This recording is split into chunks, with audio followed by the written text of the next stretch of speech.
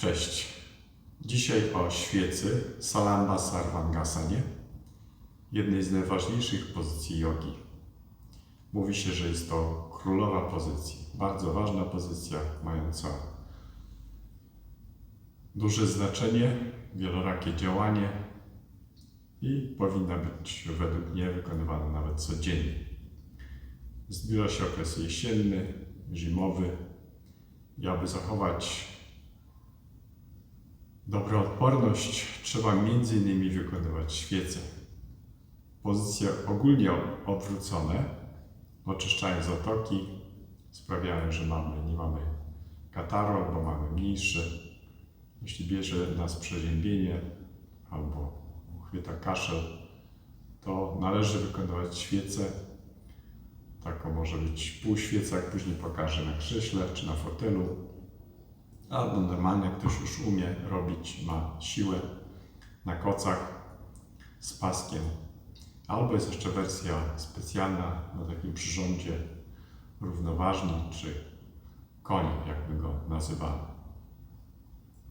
Będzie też świeca na piankach i na wałkach. Także wiele różnych wariantów świecy. Postaram się omówić je wszystkie po kolei. Teraz uwaga praktyczna. Do świecy nie należy podchodzić, gdy jeszcze nie jesteśmy rozćwiczeni. Warto jest trochę porobić innych pozycji, czyli porozciągać nogi, otworzyć biodra, barki. Świeca nie jest dla osób, które mają jakieś problemy z szyją, czyli zwyrodnienia szyi, bóle szyi, jakieś urazy. Wtedy wiadomo, że świecy nie należy wykonywać. Ponadto osoby, które mają duże naciśnienie, problemy z oczami, jakieś duże wady wzroku, odklejanie siatkówki, też ze świecą trzeba uważać. No i ostatnia grupa to są panie, które w ciąży nie powinny wykonywać bez asekuracji. Jeśli ćwiczyły wcześniej oczywiście jogę, świecy, przechodzi do świecy, wychodzi ze świecy, oraz panie w czasie miesiączki nie mogą robić świecy, tak jak i innych pozycji odwróconych. Że po tym wstępie zaczynamy praktyczny pokaz 5 wariantów świecy. Pierwszy wariant, najczęściej wykonywany przez większość ludzi już, którzy ćwiczą jogę, to jest świeca na kocach. Biorę pasek, który w świecy zakłada się na ramiona i on trzyma łokcie, żeby nie mogły się rozszerzyć i pomaga nam stać prosto. Pasek mierzę, czy ręce są równoległe do siebie, zakładając go na ramiona, blisko łokci, tam gdzie on będzie ostatecznie, patrzę, czy ręce są równoległe do siebie. Potem zdejmuję pasek, ponieważ ręce będą z tyłu, i kładę się na kocach, tak żeby na tych kocach, mam 3 koce przygotowane. Wysokość kocy to jest zależna od naszego wzrostu i elastyczności. Osoby wyższe, bardziej elastyczne, z dłuższą szyją powinny brać więcej kocy. Tak samo może się okazać, że ktoś ma większy luz w barkach, jest rozćwiczony, to może użyć 2 kocy, tak? Także sztywność barków, długa szyja, wyżej. Jak ktoś jest rozćwiczony, ma już pewien luz, to żeby też nie przesadzać z tym prostowaniem się i wypychaniem bioder, to należy robić na 3 kocach albo niżej, na 2 kocach na przykład, albo na piankach z 1 kocem. Także kładę się tak, żeby barki były wyżej, a głowa niżej. I zasada jest prosta, 2/3 szyi poza kocami. Odpycham się rękami i przenoszę z wydechem nogi za głowę do pozycji pługa. To jest pług halasana. I teraz zakładam pasek Ten pasek można zakładać też jeszcze leżąc. Zakładam pasek, prostuję ręce i skręcam ramiona na zewnątrz. To jest jeden ruch, obie ręce jednocześnie. Nie robię takich ruchów, jak wiele osób obserwuje, że poprawiają barki. Jeden, drugi. Nie. Obydwa barki naraz. Jeśli coś jest źle wymierzyliśmy, tak, jesteśmy na przykład głowa za bardzo, no to trzeba położyć się tak jak zrobiłem, przesunąć się troszkę i znowu zrobić pług. Z wydechem i znowu nie ruszam pojedynczo barków, zakładam pasek, kładę na plecy, jeśli jest możliwość, to lepszy chwyt pleców, gdy jest dłoń do gołej skóry i skaczę do świecy. Można skakać z nogami prostymi, albo trzeba nogi zginać. Zgięte nogi jest łatwiej podnieść, nie ma takiego ramienia. Tak samo potem wychodzić z pozycji. Świeca wykonuje kilka minut. Jak ktoś ćwiczy, mają opanowaną, to może być 10 minut, nawet dłużej. Stoję prosto, podpieram dłońmi plecy. Wyciągam się od nasady szyi. Nogi są wyprostowane. I stoję w ten sposób z pasywną głową. Ta pasywna głowa jest też łatwiejsza do uzyskania, gdy właśnie robię na kocach. Uczyliśmy się świecy. Dużo osób kiedyś na WF-ie, na materacach. I nie używaliśmy takiej podpórki pod barki, tylko robiliśmy po prostu na materacu. Natomiast, żeby chronić szyję oraz rozluźniać szyję, lepiej jest robić na podwyższeniu.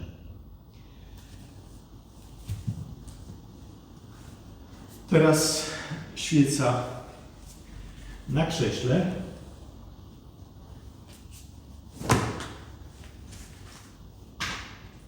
Mamy specjalne krzesło do jogi.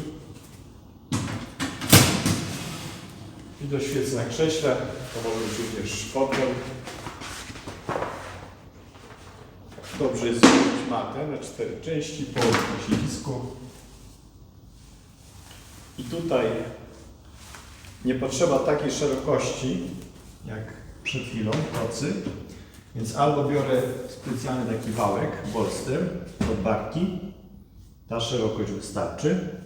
Albo mogę złożyć 2 koce.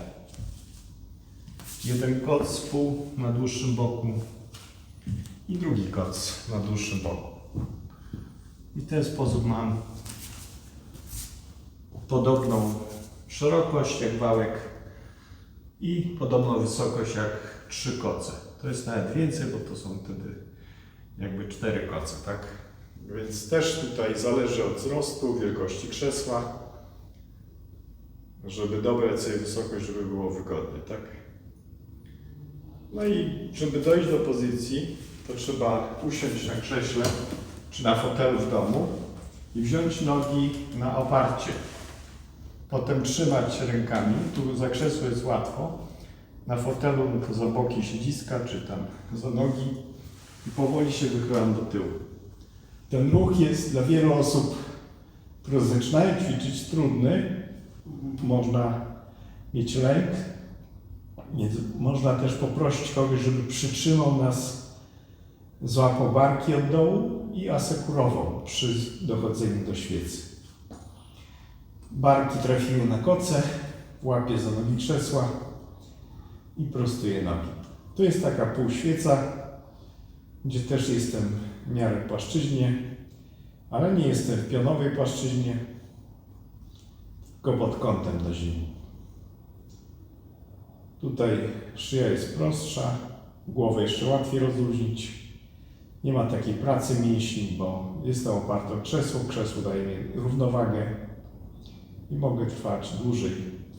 jak to umiemy robić, już robiliśmy ilość razy, nawet można wyjąć ręce i tak rozluźnić koło głowy, zamknąć oczy, skierować uwagę do wewnątrz i wtedy jest to taka półrelaksowa wersja świecy. Przy czym tutaj nie pracują tak mięśnie tułowia i jest pewne wygięcie w dole pleców, więc dla niektórych osób ta świeca jest też niekorzystna. Można odczuwać potem napięcie w odcinku lędźwiowym. Więc podstawowy wariant świecy to jest pionowy, tak jak pokazałem przed chwilą na kocach, a ten jest wariantem dodatkowym, który warto jest robić raz na jakiś czas, albo jak mamy kryzys, jesteśmy zmęczeni, chwyta nas przeziębienie, wtedy robimy taką półpasywną pozycję i możemy też trwać dłużej. Czasami warto jest robić 2 razy dziennie, albo nawet 3 razy dziennie, żeby zadziałać i oczyścić sobie zatoki. Następuje dokrwienie też głowy, tak. Można robić też przejście nogami do pionu. I to jest inna pozycja, nazywa się Viparita Karani, gdzie tutaj ciało nie jest w płaszczyźnie, tylko biodra są wychylone do tyłu, klatka piersiowa się mocniej otwiera, brzuch rozluźnia, brzuch opada. Ale to jest dzisiejszy temat to świeca. No i ważne jest wyjście z pozycji, nie podnosimy się nigdy, tak jak przy dochodzeniu, tylko po prostu trzeba się zsunąć. I po świecy, tak jak robiłem na kocach, to nie podniosłem się, nie wstałem od razu, tylko chwilę leżałem, potem skręciłem się na prawy bok i tak samo jest tutaj. Po wyjściu, zsunięciu się z krzesła trzeba chwilę poleżeć, żeby wyrównały się ciśnienia.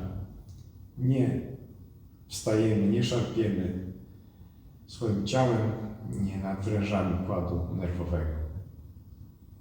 I po poleżeniu minutę, 2 skręcam się na bok i podnoszę. To był drugi wariant świecy na krześle czy na fotelu. Teraz trzeci wariant na piankach.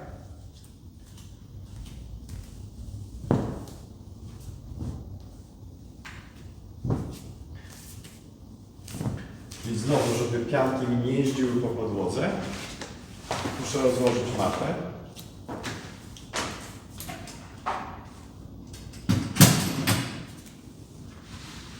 I układam 4 pianki.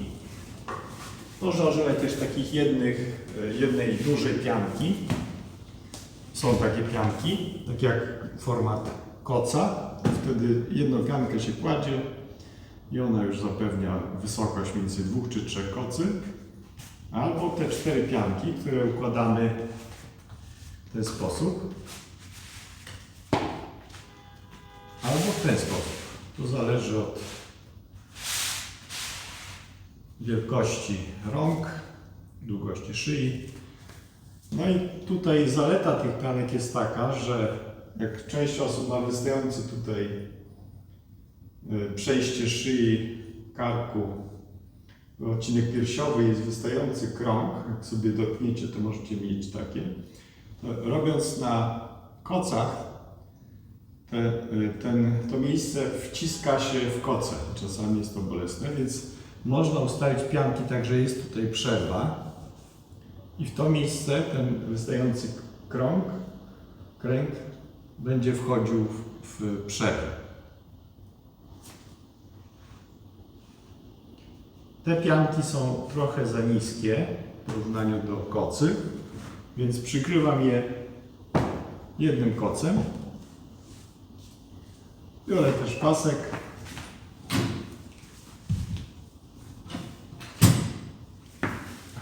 I najpierw się kładę.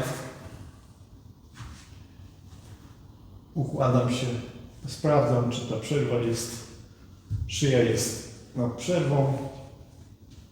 I tak jak wcześniej. Podpycham się rękami, przenoszę z wydechem nogi do pługa. I tutaj jest jeszcze jedna uwaga, której nie powiedziałem przy świecy na kocach, że jak macie sztywność i przechodząc do pługa nie możecie dostać stopami do ziemi, bo was zaciska i nie możecie oddychać, to trzeba robić tak, że albo stawiamy sobie tutaj krzesło, żeby oprzeć stopy na krześle, albo robimy do ściany. Więc ja wezmę sobie krzesło, postawię tutaj i postawię stopy na siedzisku krzesła.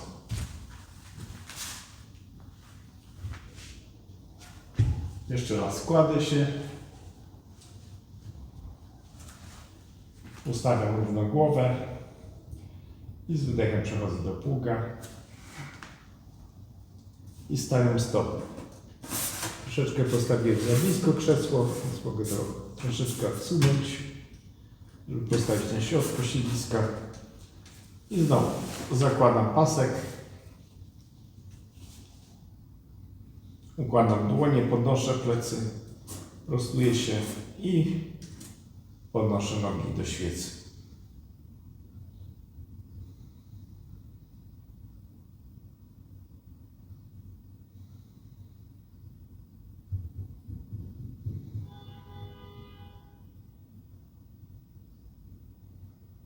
W ten sposób osoby, które mają wystający ten 7. kręg, przejście, mogą robić, nie mają ucisku. Stawiam stopy, zdejmuję pasek, przechodzę do płuka. Tutaj przez to, że nogi są wyżej, zazwyczaj nie ma problemu z oddychaniem. Gdy robię to z nogami na ścianie, to mogę stopy ustawić jeszcze wyżej, na przykład na takiej wysokości, tutaj na ścianie, i wtedy jeszcze łatwiej jest trwać w pługu. No i potem stopniowo w miarę nabierania elastyczności mogę schodzić coraz niżej po ścianie, aż któregoś dnia zejdę na podłogę i będę w stanie trzymać stopy na podłodze. Wyjście, ręce do tyłu i kładę się. Wcześniej, jak robiłem świecę na kocach, to przesunąłem biodra na koce. To jest jeden ze sposobów. Biodra były na środku kocy. Teraz drugi sposób, gdzie wsuwam głowę na koc, na pianki i trzymam głowę wyżej. I tak odpoczywam chwilę, relaksuję się przez minutę, 2.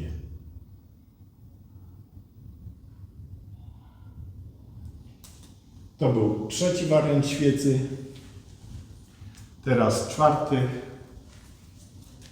Znowu na podwyższeniu, ale na wałkach. Dodamy jeszcze jedną małą modyfikację. Niech mamy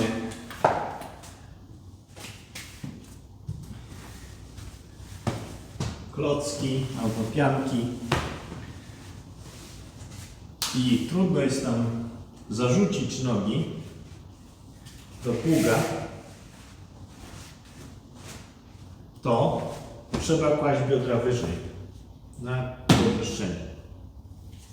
Już nie będę brał teraz paska, żeby było szybciej. To jest ta sama zasada. Czyli siadam tutaj na tym podwyższeniu, kładę się, sprawdzam, żeby 2/3 szyi poza wałkiem, biodra są wyżej, nie spadają też w tą dziurę tam z tyłu, czyli nie wygina się kręgosłup. Z wydechem przechodzę do pługa. No i zakładam pasek, układam dłoń na plecach i skaczę do świecy.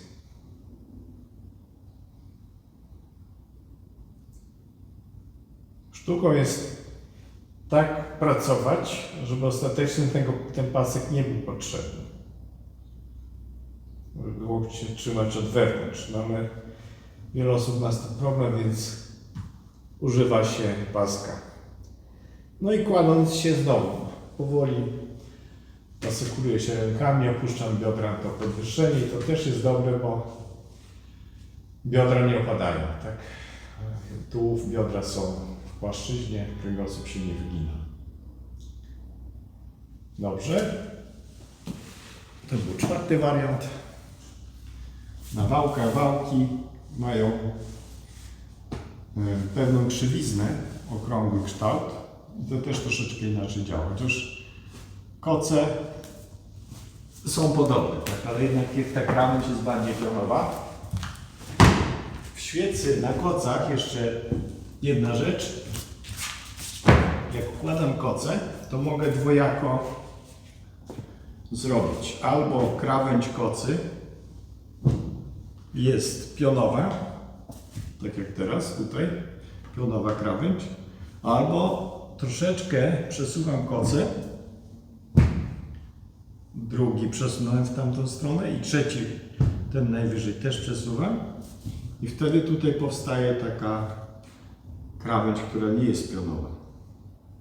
Płaszczyzna, która jest pod kątem. I w ten sposób część osób ma wygodniej dla szyi. Także róbcie różnie, wykorzystujcie pomoce, nie róbcie zawsze tak samo, eksperymentujcie, doświadczajcie, tak żeby wasza praktyka była bardziej bogata. I ostatni wariant, specjalny. No, trzeba tutaj mieć taki przyrząd jak my mamy, czyli koń.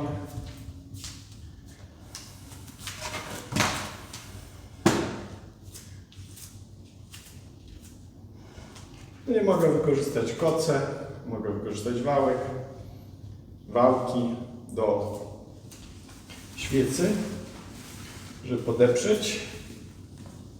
Ja powiedzmy wezmę znowu koce. Nie wiem, czy będzie dobra odległość. Zaraz się okaże. No i jest to wariant, gdzie nogi zawieszam na górnej części konia. No i dojście nie jest takie łatwe, no bo trzeba od dołu to robić.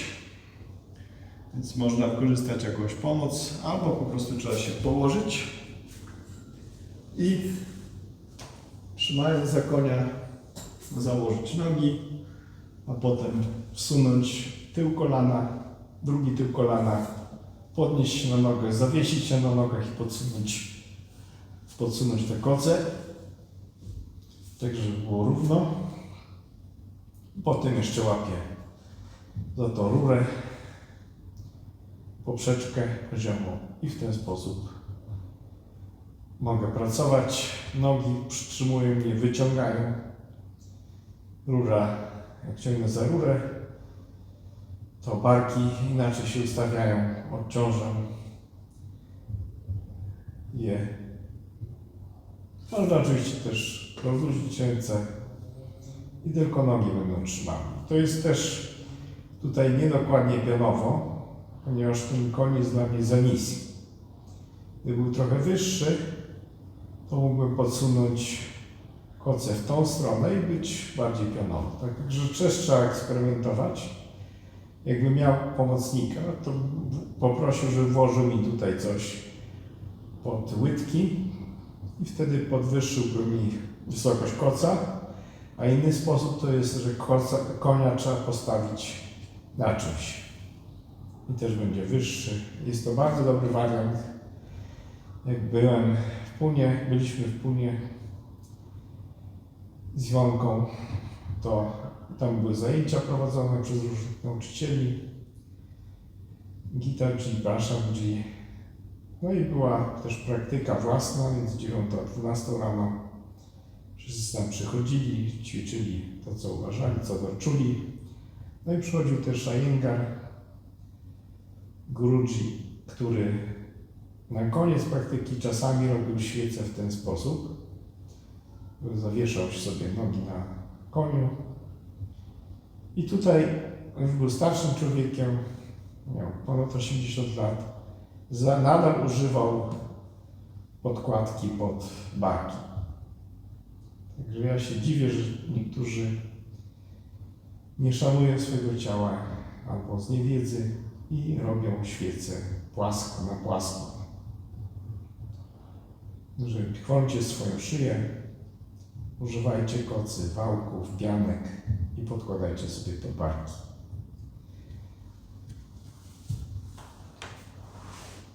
No i znowu, po wyjściu z pozycji chwilę leżę, żeby wyrównało się ciśnienie.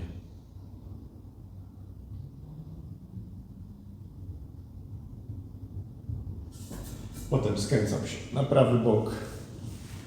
Może jeszcze chwilę poleżeć. I dopiero siadam.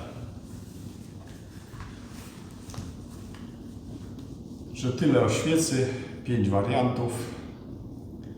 Ćwiczcie pozycje odwrócone regularnie, a w szczególności świece, bardzo ważnej pozycji, królowej pozycji, czy matce pozycji, tak jak w rodzinie matka ma bardzo ważną rolę, tak samo świeca w jodze.